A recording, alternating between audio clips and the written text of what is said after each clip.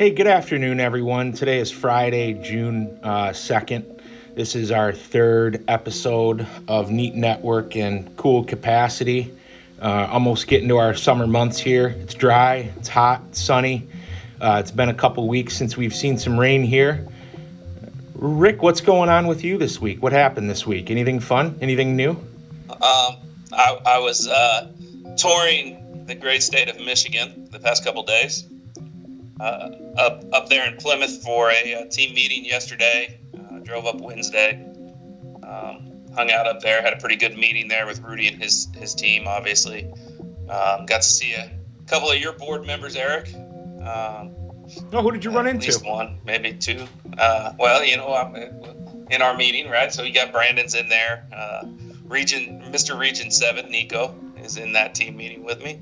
And then Phil Cornelius also in the meeting. So, it was good. I got to run into a couple other people while I was up there. Obviously, got to see Mr. Dale Kirk.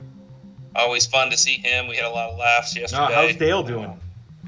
Seems to be good. Like everybody, he's busy with work.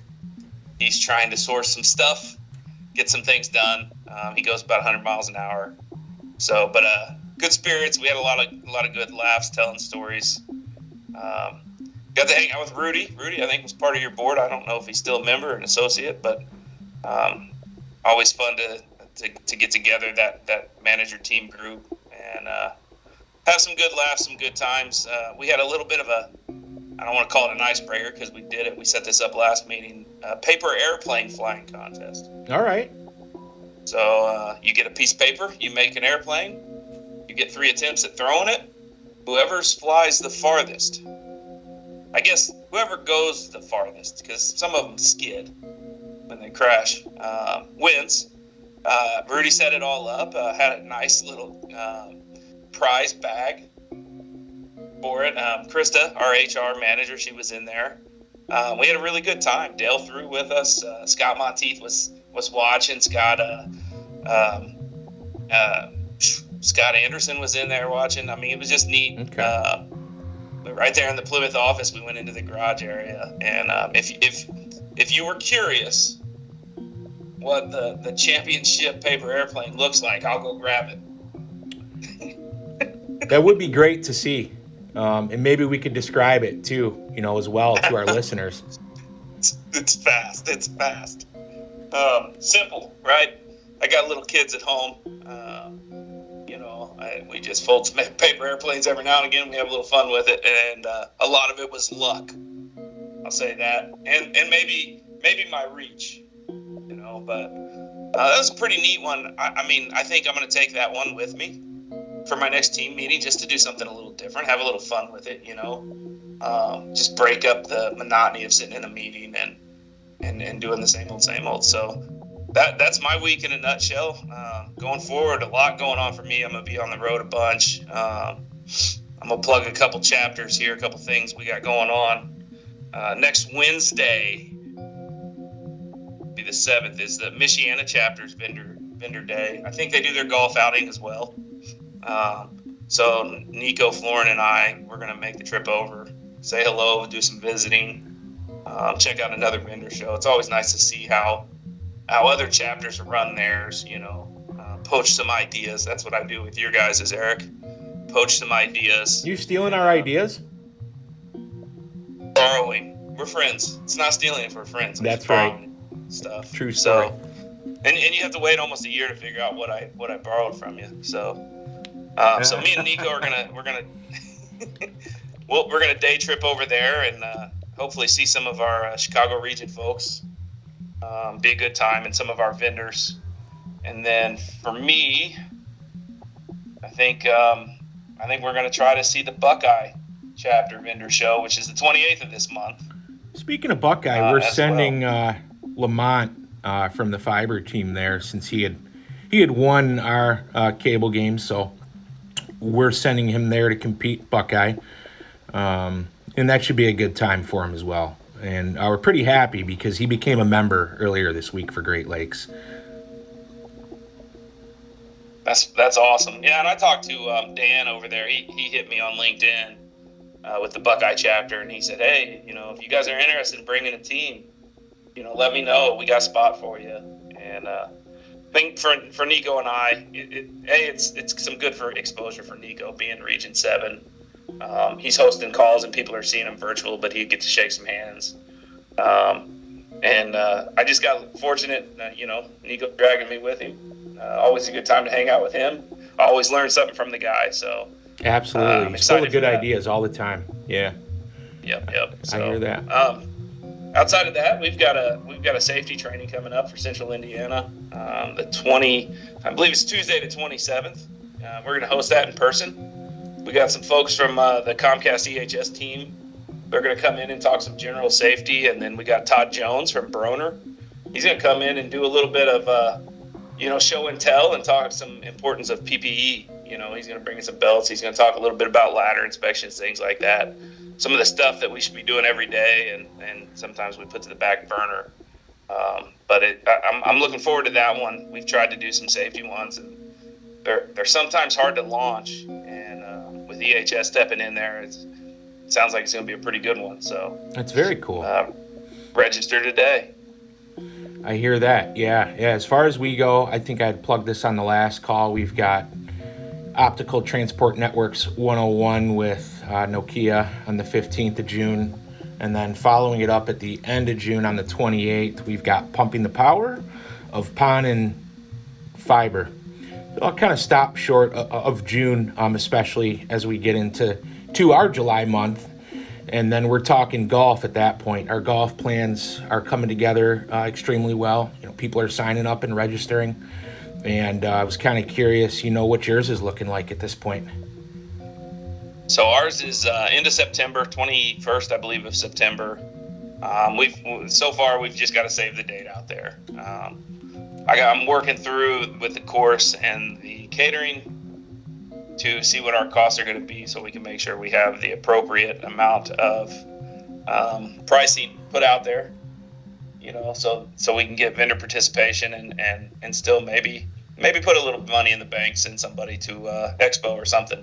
That's cool. So we're still in the early stages. We got the course, we got the caterer.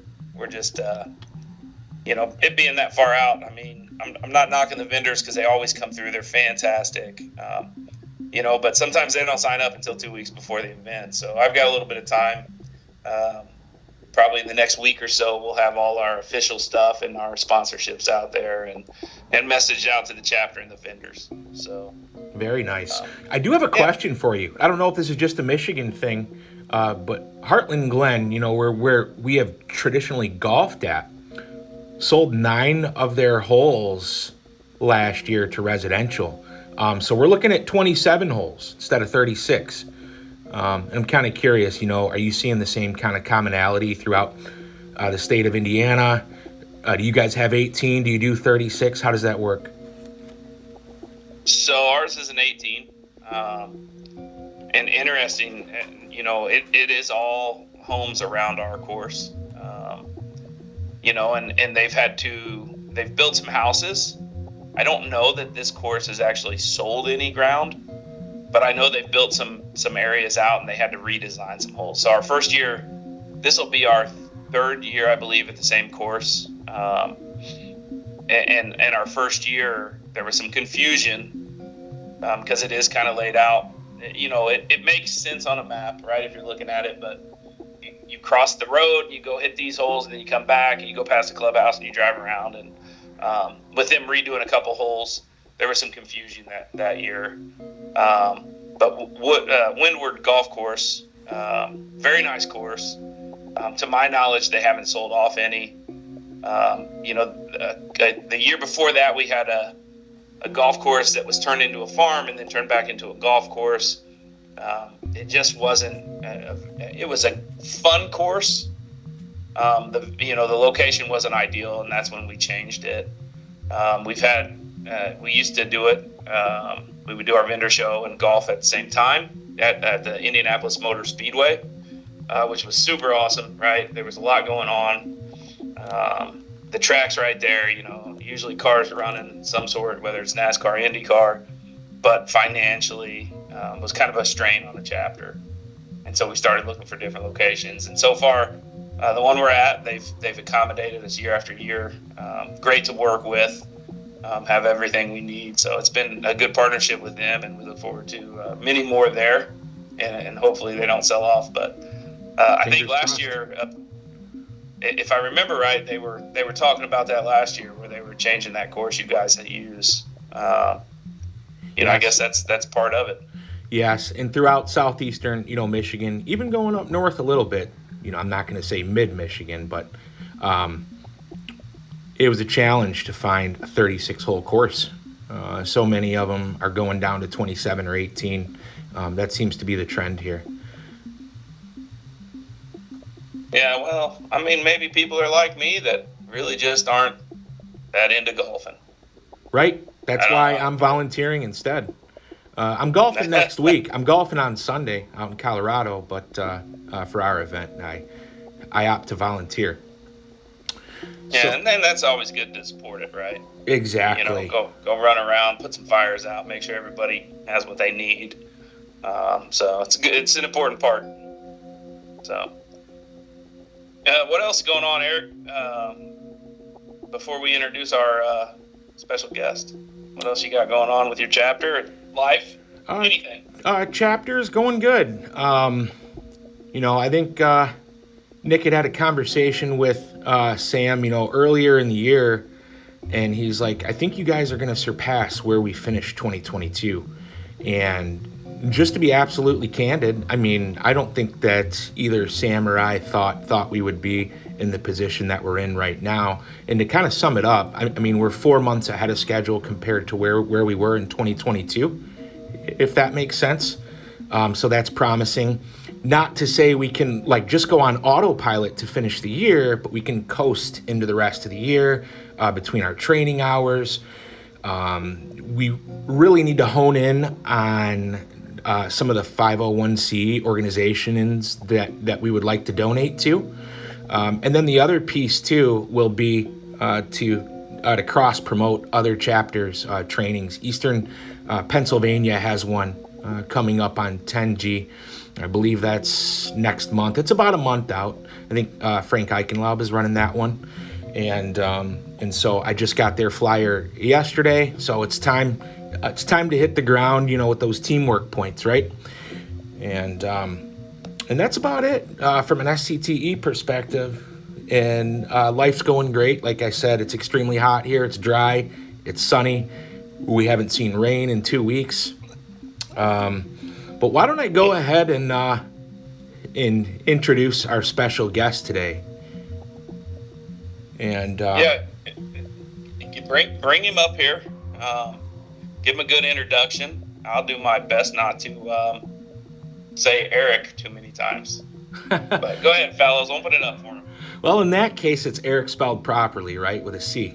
So I would like to take an opportunity here to introduce Eric Moore, who recently got promoted to Comcast headquarters as an Engineer 5. He's also the secretary of the Dixie Chapter for SCTE. And believe it or not, also an individual that I've looked up to over the past years, just at his work ethic and ability to work. He's a powerhouse. And so let's go ahead and hand the floor over to Eric. Eric, welcome to the show today. Well, thank you. I appreciate the invite. And, I think about that quote, it's better to keep quiet and thought of a fool than to speak and confirm it. So after that intro, I'm thinking maybe I should just keep quiet. No, I think you're doing wonderful things for your chapter, right? So kind of describe your current role with the SCTE, and then maybe we can talk about some work stuff too right after. Okay. Well, I've been a member of SCTE, probably going back to maybe 2008-ish, but never really got involved with a chapter, mainly because of where I live. There wasn't a chapter involved really in my state, so as I was taking and not giving, really, I guess you would say, last year, I thought, really, a lot of what I'm getting to work on right now is new technology. It's things that are really bleeding edge. And as part of that role, I was doing a lot of training sessions. I was holding webinars and things like that. And I really felt like, okay, this is my 20th year in the industry. Not saying that I'm, anybody, but if I've got something that I can share, maybe it's time for me to start giving back. So that I just kind of looked at it as an opportunity. Hey, I enjoy launching new products and services and bringing people along for the ride. So why not do this for a bigger audience rather than just trying to reach a few people at a time? Because I was previously invited by different chapters to speak. I'm like, well, let's go ahead and make it official. So I think it's probably been about a year ago. I think around April of last year, I reached out to friends I had that I'd worked with for years in the Dixie Chapter, which is not too far from where I live, different state, it's in Alabama. And anyway, I reached out to one of the board members, and I said, I think I'm gonna go ahead and align myself with the Dixie Chapter. He said, okay, well, we're gonna make you a board member right away. He said, first meeting, you'll be a board member. So really, I hit the fast track right away. And then when election, it's always an assistant or associate, whichever terminology you use, board member. I've heard it be both. And then elections came around in December, and I was nominated and elected to be the secretary. So I'm drinking from the fire hose, so to speak, as far as learning the duties, because all I knew about secretary before joining was just take minutes of the calls that we have every month and you'll be good. Well, especially after attending CLC, that I was grateful to be able to attend this year and also see both of you guys. And by the way, Rick, program chair for the CLC, excellent program. I really appreciate all the effort that went into it. He never believes me when I tell him that. I found it very beneficial, the breakout sessions and getting to network with the other team members. So, and right now, to be honest, I'm playing catch up with, duties that I was supposed to be doing that I didn't know. And so I'm trying to give it a good, honest effort to meet those requirements. As you guys well know, SCTE, it's volunteer. We're dedicating our time to the betterment of the chapter, and it is above and beyond our normal duties with the companies that we work for. So just trying to balance all of that, but still at the same time, try to share and, as I mentioned, bring people along for the ride, because we're in a really exciting time in the cable industry with the things that are being rolled out right now, and with the next generation EPON that we're looking at with full duplex DOCSIS that is coming out. There's things that for anybody that's been in the industry for any amount of time, this is very transformational with where we are going. So I'm excited about it. Just trying to find out how I can best serve. But you so hit far on something it's earlier. Been wide open. Yeah, you hit on something earlier with the fire hose. I definitely can side with you on that, Eric. I remember seeing that fire hose when I had taken on the secretary position for Great Lakes in 2020. So I feel your pain, if that makes sense. Not pain, right? It's just a lot of work. It's one of the most important jobs in the chapter, and it is a lot of work. Let's face it, right? Mm-hmm. Yeah. So. I've got another question too. Can we go back and describe how Eric Moore got into the cable industry? Well, I guess you could say I was probably destined to be an engineer from early on in life. When I was a kid, if it had screws in it, I was going to take it apart to figure out how it worked. And you take apart, date myself here, but you take apart a VCR, just different things, anything that I could take apart to see the inside of it and try to put it back together so it still worked at the end of it. That's just the way my mind works. I love love to figure things out. But so I've been involved in electronics from an early age. Before coming to work at Comcast, I spent 7 years working with a company doing data networking, telephone systems, access control, nurse call, CCTV, just any kind of integrated electronic systems. To be honest with you, there was a big telecom market dive. This is back in the days of like MCI WorldCom, for any of you remember it. There were some big things. It's like this bubble just burst, and telecom just really took a hit. And I was seeing the writing on the wall, and so I had somebody hit me up and says, "Hey, Comcast in your market is getting ready to start launching internet service." So it's right at the beginning of two-way activations. And for those of you that don't know, which probably be most everybody hearing this, I started working with Comcast at Comcast's very first system. So if you know your cable history, in 1963, Ralph Roberts bought a 1,200 subscriber cable system in Tupelo, Mississippi, and started Comcast. And that is the office that I started in 2003. I didn't necessarily want to climb poles for a living, but I didn't want to go hungry either. So I'm like, well, I'd built computers before, and I'm like, I know a little bit about it, and like, well, let me check it out. Comcast is kind of a big company, and this is right around the time of the Comcast AT&T broadband merger that happened. I'm like, okay, well, there may be a future in here. And the odd thing was, my job interview, I met with an installation supervisor, and this was around the time when, really, early 2000s, most people didn't have a home computer. I mean, really kind of date yourself. The people that I work with that have been working in cable TV had never touched a computer. And when I came in, the installation supervisor said, look, I don't really know much about the position and what we're going to be offering, but let me let you interview with our engineer, and we'll see what he says. And the engineer happens to be somebody that I still work with and respect today, Alan McDuff. He was the system engineer at the time, and here's my interview. We sat down in a little office, and there was a desktop computer there, and he said, open it up, tell me everything you know about it. Wow. Okay.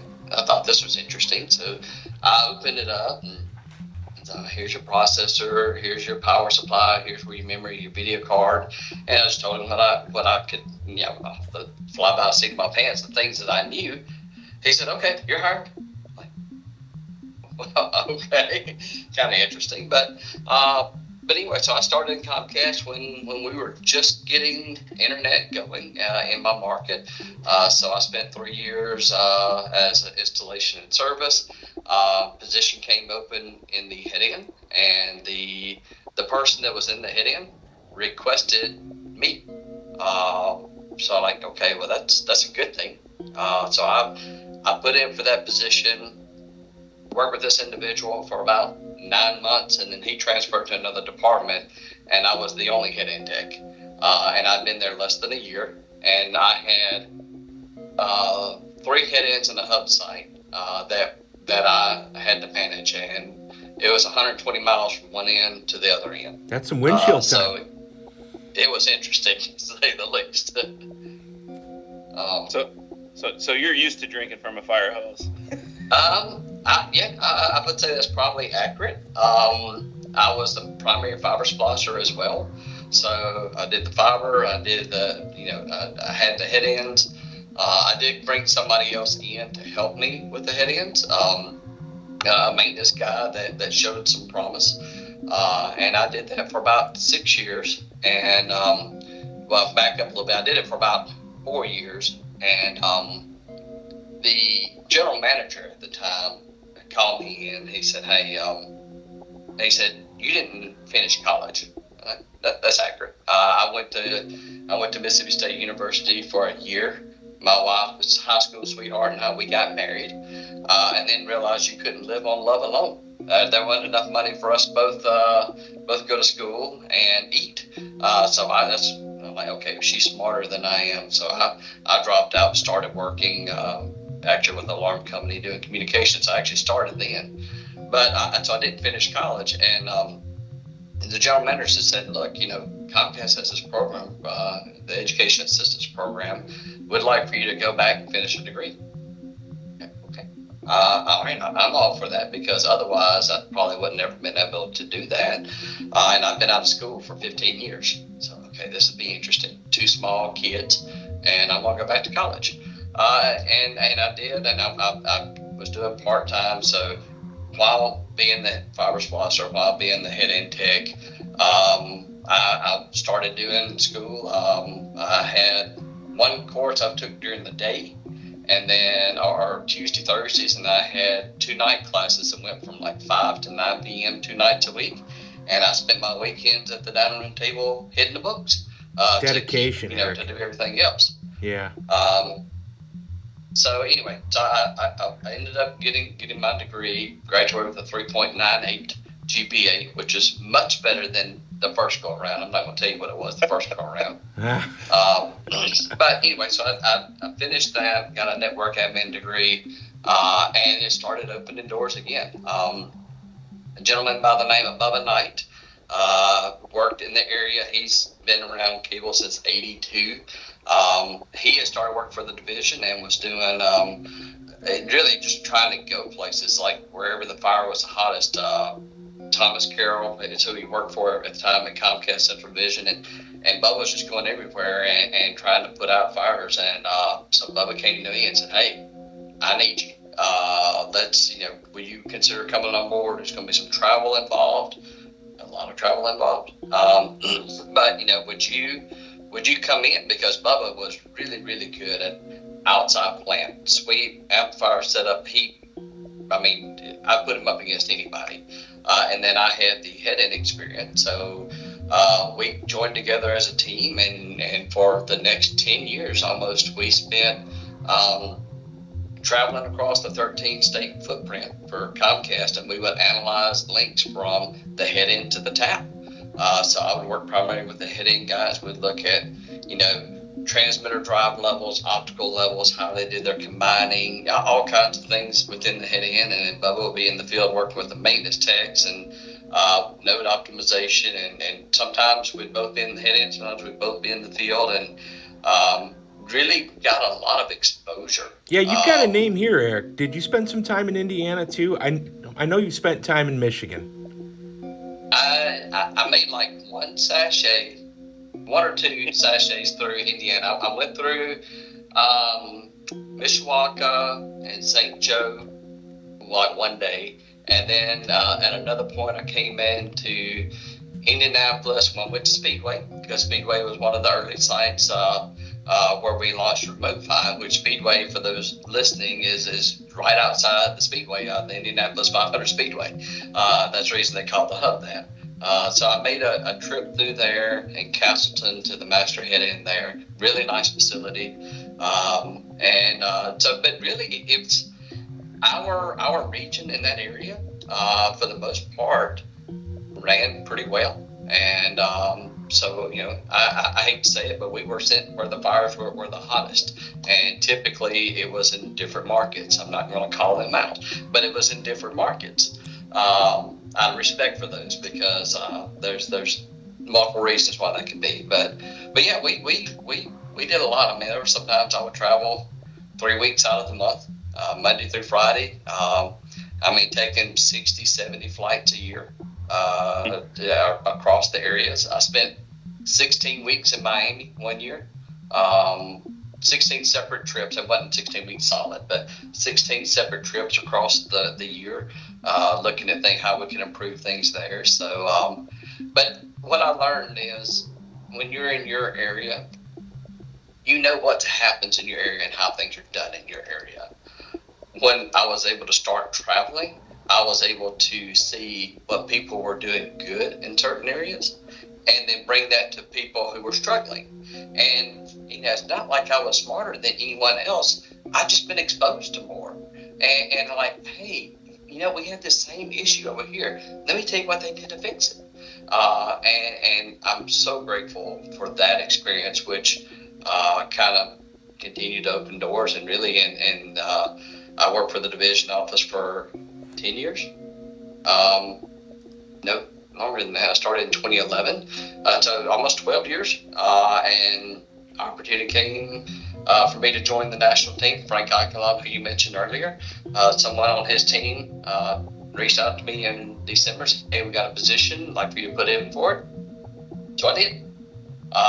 And so that's kind of how I got to where I am today. And most of what I'm doing right now is, as we get ready to launch these new architectures like Remote PHY, the first Remote PHY nodes we deployed we're in Nashville, and I got to go and turn them up and put hands on them. You know, the first P-Pods we deployed, which is our virtual CMTS platform. But going back, the first DOCSIS 3.1 modem outside of the Philly lab, I got to go put in one of our managers' houses in Atlanta. So it's been Very really cool to learn these new technologies as they come out and learn how we operationalize it, and then write training materials. And we did training videos that we did that published some of them on YouTube, and Comcast University used some of them for their training. And man, I love learning. It's been a ride. It's been fun. Well, and I'd also like to do that in my new role. Yeah, absolutely. And I'd like to highlight some of your efforts too with the Hurricane Ian recovery as well. I can only imagine, what you did in your role at the time to help make sure, that our customers stayed connected. Well, it's for anybody listening that has had to work through natural disasters, and I've had to. In 2011, there's an EF3 Tuscaloosa tornado that come through that did a tremendous amount of damage, and spent a month on the ground there trying to, do fiber restoration. And you have to get creative in the ways that you start to put things back together. I had another tornado come through Tupelo, where I live, in EF3 in 2014. And so when you've had to be all hands on deck in disaster recovery, it really changes your perspective on what is possible in order to get customers back up, because you understand that the services that we provide may be the only connection to the outside world that people have. So knowing, hey, where can I get food? Where can I get water? These things that you have to have. Where's the first aid stations? So when this Hurricane Ian came through, we were getting ready to trial a new piece of equipment, a new technology called a coherent much finder. We were getting ready to trial it actually in another market, and hey, here's an opportunity. We may be able to use this to get services back on Sanibel Island and Captiva, which is just off of off of Fort Myers in Southwest Florida. And I mean, really, we had services up before they had power up in almost every location, which I was working it more from afar and doing some, trying to get the back end systems up and going and make sure we had the right people engaged. But I mean, really, it got to the point to where as soon as the power company had power, the node would come up, and we whatever. And people were there, and there were a lot of people that didn't leave the islands. If they had the ability to power up a modem, then they had service, which was really exciting. Which, there's a lot of team members that did a lot more than me in that effort. But I'm just grateful that we could bring a solution to that area, because this was a cabinet, and a roadside cabinet, if you will, that went 3 foot underwater. So what was in it was saturated with salt water. So there's just a lot of stuff that had to happen to even get it where we could offer anything there. But kudos to our SIT organization and our Bubba. Bubba spent 54 days there, I think, working on services. So commendable. There were people that did a lot more than I did, but it's just excited to be a part of it.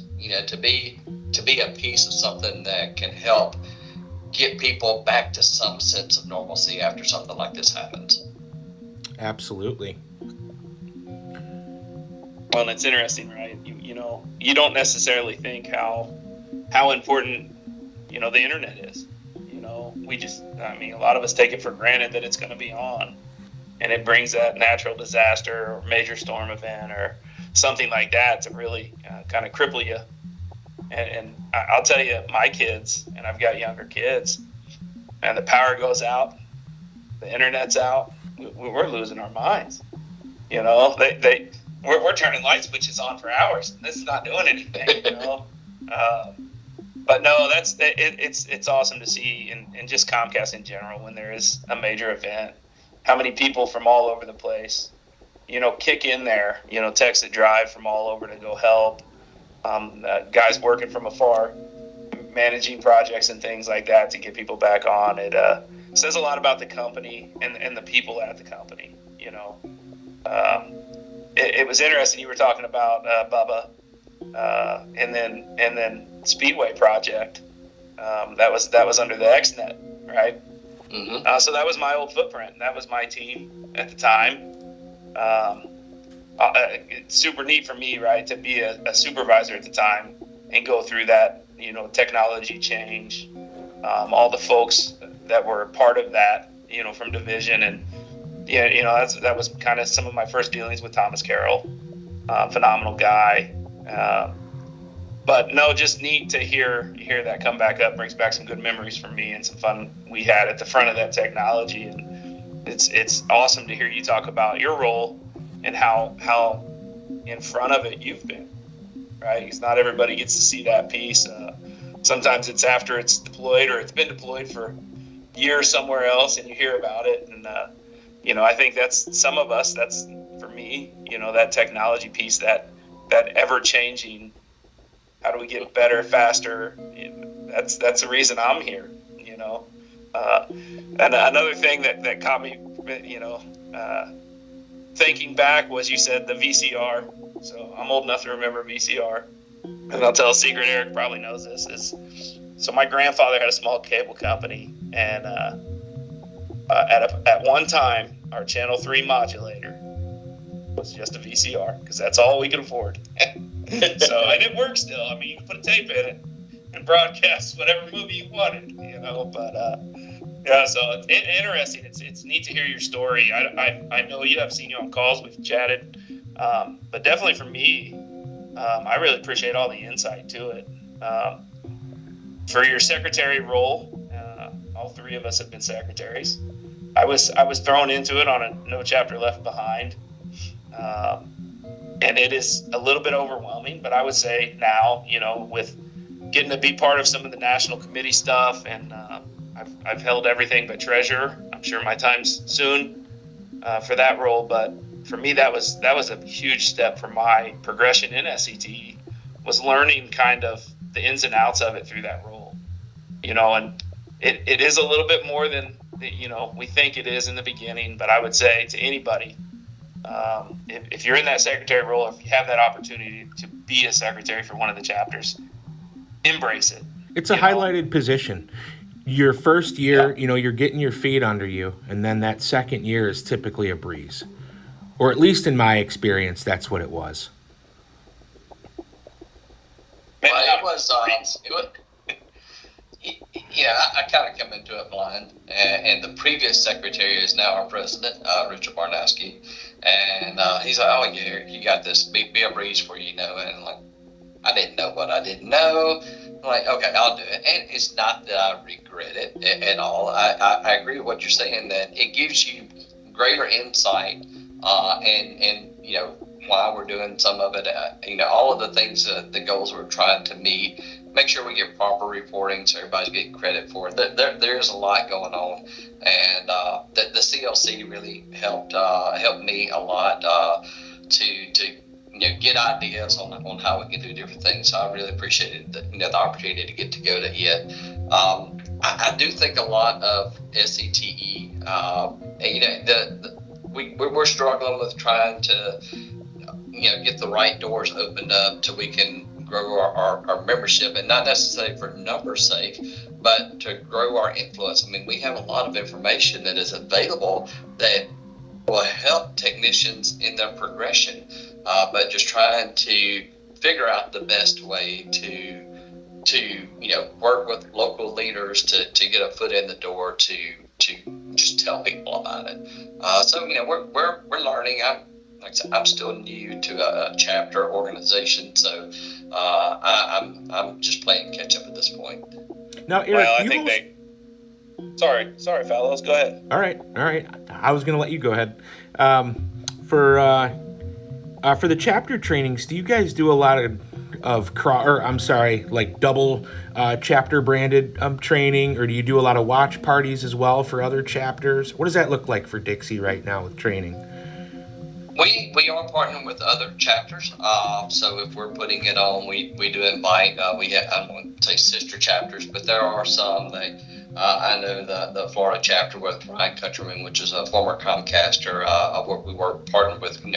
I know Greater Chicago. I know about welcome the opportunity to partner with Great Lakes and other chapters that we can kind of cross promote, because a lot of the information that we're trying to put out, it's pretty universal. So if we can utilize, we have a qualified speaker that we can bring in.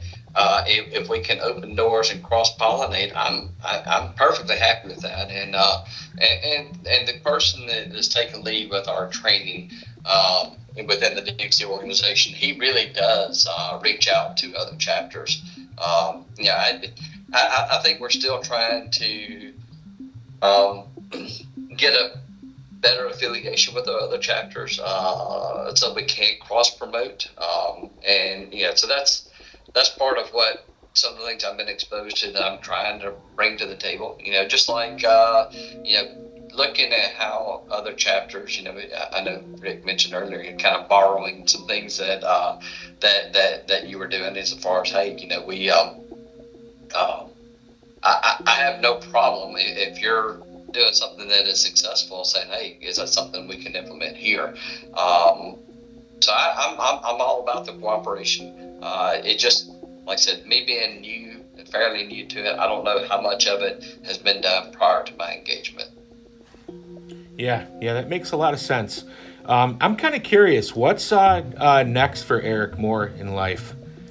When the Comcast career is over, what's next?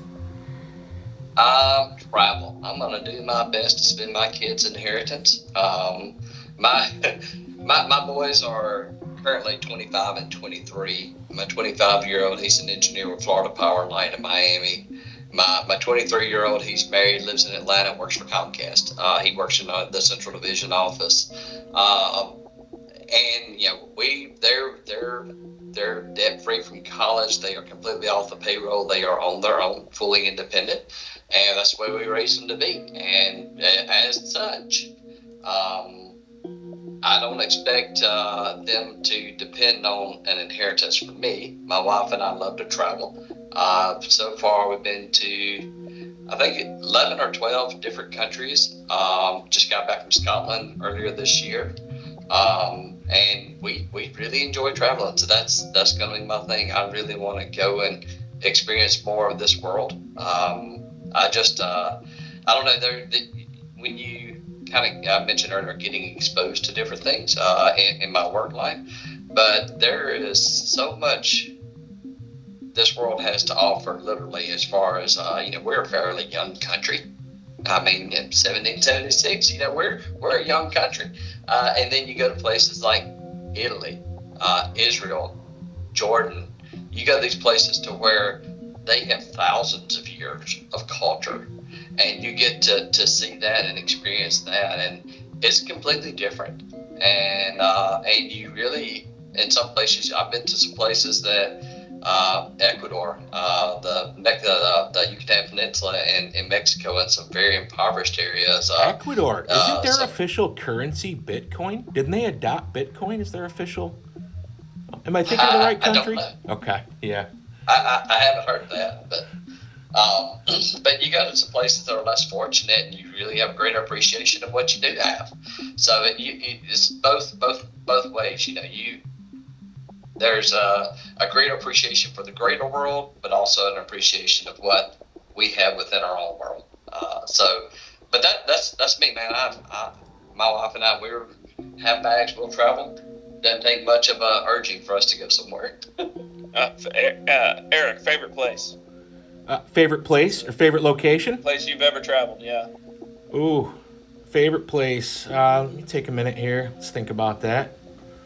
You think about it too, Eric, more. I want to hear yours. I'm not very well traveled. Mostly in Heartland region. I don't know.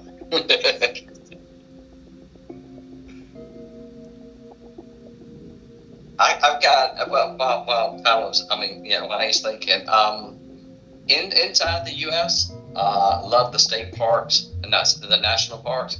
Yosemite is probably my favorite, and I mean, I've been to a lot, but it is just really awesome and just really, really great. Even when you look at like Grand Canyon and Zion and a lot of the other really impressive national parks, Yosemite has been my favorite, and I've been there a couple different times, and that's still number one. Outside of the U.S., I've been to Italy 3 times. So Florence is probably my favorite part of Italy. Venice and Rome are both awesome. But I've been to Israel twice, and that's pretty awesome as well. To be able to, because that some of the oldest civilizations we have were from that area of the world, and to be able to go and see history from thousands of years, it gives you a new perspective too. Oh, I'm sure. I think I've got mine. I think it just took a little extra time there. It's probably the NOLA. It's probably New Orleans. I've only been there once. It was otherworldly to me, right? To points that were made earlier. I've never seen anything like it. I've never experienced an atmosphere like that. And we did a ghost tour too. Let's see what else we got to see. Like where Nick Cage, I guess, had like a residency for a while. There was a serial killer museum, which is kind of weird too, right? We did that. That was interesting. It was real hot when I was there. So that's probably the most unique location that I've visited in my life. Nice. I'm just gonna drop San Antonio in there. We did the river walk. I went down for my brother's tech graduation for the Air Force, and I think part of it was just the people I was with, but also a beautiful place to visit and a good time. Talking to you, Eric, more. Ooh, I need to get out. I need to travel more. That's what I learned today. Well, you mentioned one of the most unique places I've been to is Petra. And so Petra, if you remember Indiana Jones and the Last Crusade, which had, of course, Harrison Ford and Sean Connery, and they're riding through the valley, and it's like this canyon, and it opens up. You see this big facade that's carved into the sandstone. That is Petra. That is the treasury in Petra. And it is in the desert. I mean, it's out in the middle of nowhere. Now, when you talk about what is unique, that's probably one of the more unique places. But that's what I'm saying. There's so much diversity in this world. Go see it. Which I'm in a different phase of life. My kids are out of the house, so it's a little easier to get away when I don't have those financial responsibilities, and not just financial, but don't get me wrong, I'm a family focused person. We love spending time with our family, but I feel like I'm a kid again when you travel with just you and your wife, and that's it's just what you want to do. You're not doing things for the kids anymore. Yeah, well, you nailed it, right? If I go on vacation, the wife and I and the kids, it's 100% about, that experience for the kids, and the fun for them. So, and it sounds like you've got some pretty successful young men out there. So, congratulations on that. That's awesome to hear, right? That's the goal as a parent, right? Is to have some productive, successful offspring. So it sounds like you're in a good spot there, but no, fascinating and definitely got me thinking about travel. So that's great. So Fallows, anything to add? Anything? Any other questions? I don't think Any so. last minutes? I think we're ready for cable dad jokes. We can just cut right into those, as a wrap. You got some new ones? I've got a new one, but I'll let anybody else go first if they've got a cable dad joke. I'm out. I don't have anything good today. I didn't come prepared. It's probably a surprise for you, Eric Moore. If you got a good cable dad joke, now's the time. Well, I mean, I had to do a quick search and just see, for instance, if there is anything. But I saw a few out there, but maybe things you guys have already covered. I mean, of course, we all have our stories we could tell for sure. But I'd like to see what Mr. Fallows has. Sure. Agreed. So two antennas met on a roof. They fell in love and got married. The ceremony wasn't much, but the reception was excellent. That's pretty solid. That's good work. Eric, for your guys' chapter, you got any other events or anything coming up you want to plug for the chapter quick? The biggest thing we have is we have our vendor day. It's going to be August the 2nd in Birmingham, Alabama at Topgolf. So we got the venue booked and advertising for our vendors now. Still trying to work on, like to get a couple of high profile speakers if we can, to help drive some participation. I didn't mention earlier, but Birmingham is actually a charter footprint, so we don't always get the biggest draw from the Comcast team, but we are trying to open it up, maybe expand the chapter a little bit more. Maybe we do a Mississippi, Alabama area because there's nothing really in Mississippi, so get it to where maybe we can pull greater quantity of people in. But that's our next big event. We just had our Cable Tech Games last month, I think May 3rd.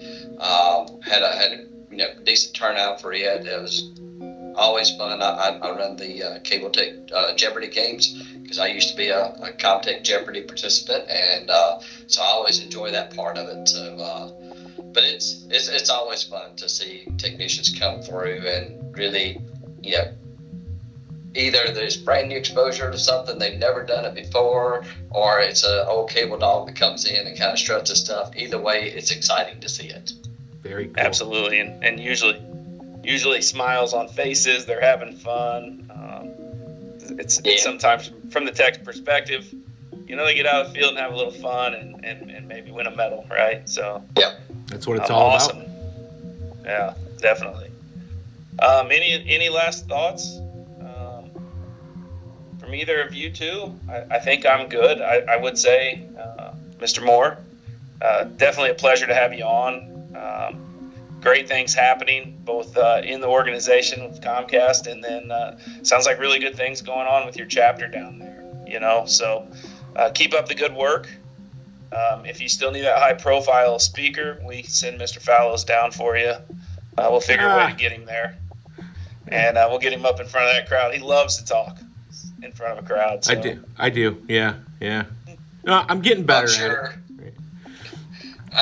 And I wouldn't wish it on anybody to come to the South in August.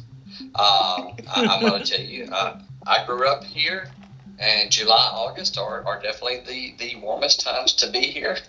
So we would have to bribe with some cold beverages because you'll need to stay hydrated. Absolutely. Well, thanks for your time today, Eric.